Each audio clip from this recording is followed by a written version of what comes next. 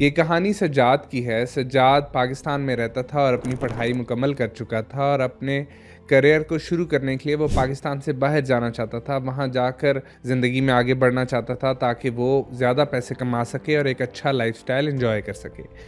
वो 4-5 साल इसी मेहनत कोशिश में लगा रहा कि उसे बाहर का वीज़ा मिल जाए, बाहर नौकरी मिल जाए ताकि वो बाहर जा सके और फाइनली उसे दुबई का वीज़ा भी मिल गया और वहाँ पर जॉब मिल गई और वो दुबई चला गया। जब उसके पहले महीने की सैलरी आई तो वो सोच रहा था कि बहुत ज़्यादा पैसे हैं और अब वो आराम से एक अच्छा लाइफ़स्टाइल जी सकेगा। लेकिन जब उसने अपने घर का किराया, अपने बिल्स वग़ैरह निकाले और फिर घर वालों का फ़ोन आ गया, उन्होंने कहा हमें पैसे भेजो। तो उसने जब वहाँ पर पैसे भेजे तो उसके बाद उसके पास इतने पैसे भी नहीं रह गए थे कि वो इस महीने का अपना खाना-पीना और रोज़गार का ख़र्चा निकाल सके। कई महीने इस तरह से होता कि जो वो पैसे अपने घर वालों को मंथली भेजता था, वो भी भेजने पड़ते और साथ में उनकी कोई नई ज़रूरत आ जाती जिसकी वजह से उसे एक्स्ट्रा पैसे भेजने पड़ते, जो कि वो अपने कॉलीग से या अपने दोस्तों से उधार लेकर घर भेजता रहा। इसी सारे सिनेरियो में साल उसकी ज़िंदगी के लग गए और घर पैसे भेजने और ज़िम्मेदारियों के तले वो दबता गया। वहाँ पर उसे ओवरटाइम भी करवाया जाता, बहुत ज़्यादा मेहनत करवाई जाती, लेकिन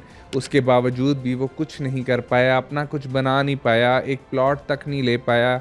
एक अच्छी गाड़ी नहीं ले पाया, अच्छा रेंट का घर भी नहीं अफोर्ड कर पाया और पूरी ज़िंदगी ज़िम्मेदारियों तले दब गया। लेकिन उसके घर वाले जो यहाँ पाकिस्तान में थे या इवन रिश्तेदार भी, वो यही एक्सपेक्ट करते थे कि ये तो उसका फ़र्ज़ है या ये तो उसके लिए पीनट्स हैं जो वो हमें भेज रहा है और उसके पास तो बहुत ज़्यादा पैसे हैं और अगर वो बाहर चला गया है तो पाकिस्तान में अपने सारे घर वालों का, सारे बहन भाइयों का, सारे रिश्तेदारों का ख़र्चा उठाना उसकी ज़िम्मेदारी बन गई है। और वो इस चीज़ को समझ ही नहीं पाए कि वो वहाँ पर किन हालों में रह रहा है और किस तरीके से ये प्रेशर बर्दाश्त कर रहा है। तो ये मसला या ये कहानी सिर्फ सज्जाद की नहीं बल्कि हर ओवरसीज़ पाकिस्तानी की है जो पाकिस्तान से बाहर रहकर नौकरियां कर रहे हैं या कारोबार कर रहे हैं या पैसे कमाने की कोशिश कर रहे हैं। उनके ऊपर इतना ज़्यादा प्रेशर होता है पाकिस्तान से पैसे भेजने का, रेमिटेंसेस का, कि वो उसके तले दब जाता है और वो अपनी ज़िंदगी उस तरह से बना ही नहीं पाता और अपने वो ख्वाब पूरे नहीं कर पाता जो ख्वाब पूरे करने के लिए वो पाकिस्तान छोड़कर यहाँ से बाहर गया।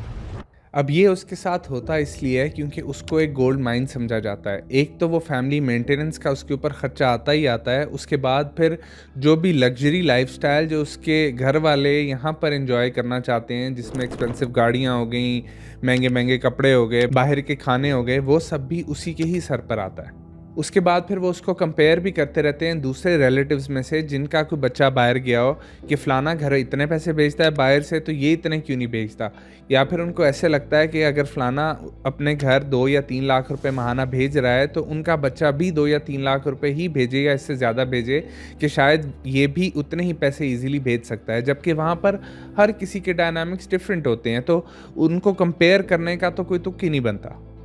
उसके बाद घर वाले तो एक तरफ, पड़ोसी और रिश्तेदार उनकी अलग से डिमांड शुरू हो जाती हैं। या तो उन्हें बच्चे की शादी के लिए उधार पैसे चाहिए या फिर उन्होंने बच्चे को कोई कारोबार शुरू करके देना है तो वो भी वही बाहर वाला भेजे, या फिर जब भी कोई बाहर से आ रहा है तो उसने आईफोन तो सारे कज़नों, भांजों, भतीजों सबके लिए लेकर आना है, अदरवाइज़ उसको वार्म वेलकम ही नहीं मिलेगा। और जब वो पहले पाकिस्तान में एयरपोर्ट से घर पहुँचता है तो सबकी नज़रें होती हैं कि कभी अपना बैग खोले और उसके अंदर से तोहफ़े तोहफ़े निकलें, और अगर ज़्यादा तोहफ़े ना निकलें तो सबके मुंह बन जाते हैं कि ये क्या बात हुई, हमारे लिए लेके क्यों नहीं आया। क्योंकि ऐसा लगता है कि शायद ये उसका कुछ शरई फ़र्ज़ है सबके लिए तोहफ़े तोहफ़े लेकर आना, और वो भी बहुत ज़्यादा महंगे। वर्ल्ड बैंक की रिपोर्ट बताती है कि 2023 के अंदर पाकिस्तान के अंदर $27 बिलियन की रेमिटेंसेस आई हैं, जो कि मेनली मिडल ईस्ट से, यूके और यूएसए से आई हैं। फिर स्टेट बैंक की रिपोर्ट के मुताबिक 80% ओवरसीज़ पाकिस्तानी अपनी पाकिस्तान में फैमिलीज़ को बाहर से सपोर्ट करते हैं रेमिटेंसेस के थ्रू। अब क्या वाकई में उनके हालात इस तरह के होते हैं या वहाँ का उनका लाइफस्टाइल इस तरह का होता है कि वो इजीली यहाँ पर पैसे भिजवा सकें और यहाँ पर भी अपनी फैमिलीज़ को पाल सकें। अब जैसे यूके है, यूके के अंदर एक एवरेज घर का रेंट 1200 पाउंड तक है, जिसका मतलब है पाकिस्तानी 4 लाख रुपए। यूएसए के अंदर पिछले 5 साल में लिविंग कॉस्ट 20% से ज़्यादा बढ़ चुकी है। मिडल ईस्ट के अंदर इतनी ज़्यादा जॉब शिफ्ट्स और इकॉनमी के अंदर इतने चेंजेस आ रहे हैं कि बहुत सारे लोग जॉबलेस हो रहे हैं या फिर उनकी जॉब्स चेंज हो रही हैं, जिसकी वजह से उनके लिए बहुत मुश्किल हो जाता है पाकिस्तान में भी अपने घर वालों को पैसे भेजना, क्योंकि वो अपने वहाँ के हालात यहाँ पर क्लियरली नहीं बताते जो वो उधर फेस कर रहे हैं या जो हार्डशिप्स वो वहाँ पर फेस कर रहे होते हैं। उसके बाद फिर बहुत सारे लोग यूके, यूएस वगैरह पर डंकी मार के गए होते हैं, जिसकी वजह से वो बहुत ज़्यादा हाई पेइंग जॉब्स कर ही नहीं पाते, और जो जेन्युइन तरीके से भी गए होते हैं उन्हें भी वहाँ पर ब्लू कॉलर जॉब्स मिलती हैं जिसमें वो फंसे होते हैं और जिनमें बहुत कम पैसे बचते हैं। उसके बाद फिर जो टैक्सेशन है वो वहाँ पर इतनी ज़्यादा है, इतने हाई टैक्सेस होते हैं जिसकी वजह से बहुत कम पैसे आपके एक्चुअल में हाथ में आते हैं, जिसमें से आपका अपना गुजारा इतना मुश्किल होता है। उसके बाद फिर घर वालों को माहाना पैसे भेजना और उनकी लग्जरी और एक्सपेंसिव रिक्वायरमेंट्स को पूरा करना वहाँ के पाकिस्तानियों के लिए बहुत बड़ा मसला बन चुका है,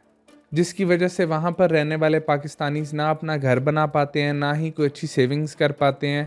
तो उनका रिटायरमेंट प्लान बिल्कुल ख़राब हो जाता है। फिर साइकोलॉजिकल इम्पैक्ट इतना ज़्यादा होता है उस बच्चे के ऊपर जो कि यहाँ से बाहर कमाने के लिए गया हुआ है, कि सबसे पहले तो उसे गिल्ट के अंदर डाल देते हैं कि भाई तुम्हारे पास सब कुछ है, हमारे यहाँ पर हालात देखो, तुम्हें इस दिन के लिए बड़ा किया था कि तुम अब हमारे साथ ये करो। इतना ज़्यादा उसे गिल्टी फील कराते हैं कि वो खुद अपना पेट काट कर भी पाकिस्तान में पैसे भेजता रहता है, जिसकी वजह से वो लोग वहाँ पर इतने ज़्यादा एंजाइटी और स्ट्रेस के अंदर हर टाइम रहते हैं। एक तो उनको वैसे आइडेंटिटी क्राइसिस होता है कि ना वो उस मुल्क को अपना घर कह पाते हैं जहाँ पर वो रह रहे होते हैं, और ना ही पाकिस्तान को अपना घर कह पाते हैं। फिर इतनी लोनलीनेस होती है बाहर की ईदों पर, हर वक्तों में वो अपने दफ्तर जा रहे होते हैं, जबकि पाकिस्तान में सब लोग ईदों पे एंजॉय कर रहे हैं, एक दूसरे से मिलजुल रहे हैं। वैसे भी इतनी कुछ शादियाँ आती हैं, कोई 100 इस तरह के फेस्टिवल्स आते हैं जिनको वो बाहर रहते रहते मिस कर देते हैं।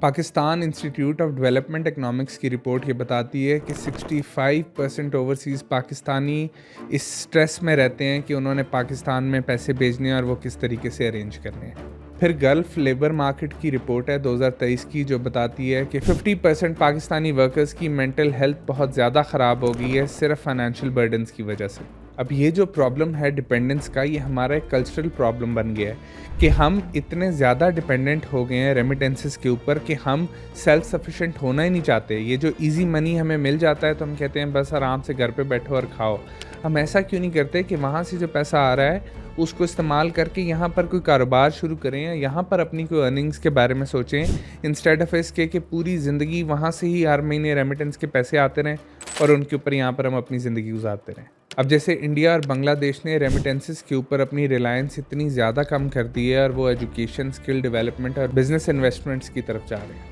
फिर वियतनाम ने भी अपना मॉडल चेंज किया, उन्होंने स्मॉल और मीडियम लेवल के बिजनेसेस को सपोर्ट करना शुरू कर दिए ताकि उनकी रेमिटेंसेस के ऊपर रिलायंस कम से कम हो सके। फिर फैमिलीज़ को एजुकेट करें फाइनेंशियल प्लानिंग के ऊपर कि वो किस तरीके से अपने फाइनेंसेस को अच्छे से प्लान कर सकें और अरेंज कर सकें। हर महीने एक बजट बनाकर उसके ऊपर चलें, ये नहीं कि चलो अगले महीने पैसे आ ही जाने हैं, वो भी डॉलर्स में आने हैं तो जितने मर्जी उड़ाई जाओ। उसके बाद फिर जो बाहर भी ओवरसीज़ पाकिस्तानी रहते हैं उनको चाहिए कि बहुत ज़्यादा शर्मो शर्मी में ना रहें और जितना वो इजीली अफोर्ड कर सकते हैं उतना अपने घर वालों को बताएं कि जी मैं इतने इजीली पैसे भेज सकता हूँ, तो इसी में ही काइंडली अपना गुजारा चला लें। उसके बाद ये जो लेविश वेडिंग्स और इस तरह के अननेसेसरी एक्सपेंसेस हैं उनके लिए पैसे भेजने के बजाय एसेंशियल नीड्स के ऊपर फोकस करें। उसके बाद हमें अपना माइंडसेट चेंज करने की ज़रूरत है कि बाहर जाना कोई ऑटोमेटिक टिकट नहीं है पैसे के लिए कि बस बंदा बाहर चला गया तो अब तो बहुत ज़्यादा अमीर हो गया है। बाहर जाकर बहुत सारी हार्डशिप्स होती हैं और बहुत मुश्किल होता है पैसे कमाना। तो पाकिस्तान के अंदर जो फैमिलीज़ हैं जिनके बच्चे बाहर हैं उन्हें चाहिए कि यहाँ पर सेल्फ सफिशेंट हों और कोई अपने दूसरे बच्चों को स्किल्स सिखाएं, उन्हें पढ़ाइयों की तरफ लगाएं, उनको फ्रीलांसिंग की तरफ लगाएं ताकि वो अपने उस भाई के ऊपर रिलाई करना छोड़ दें जो कि पाकिस्तान से बाहर है।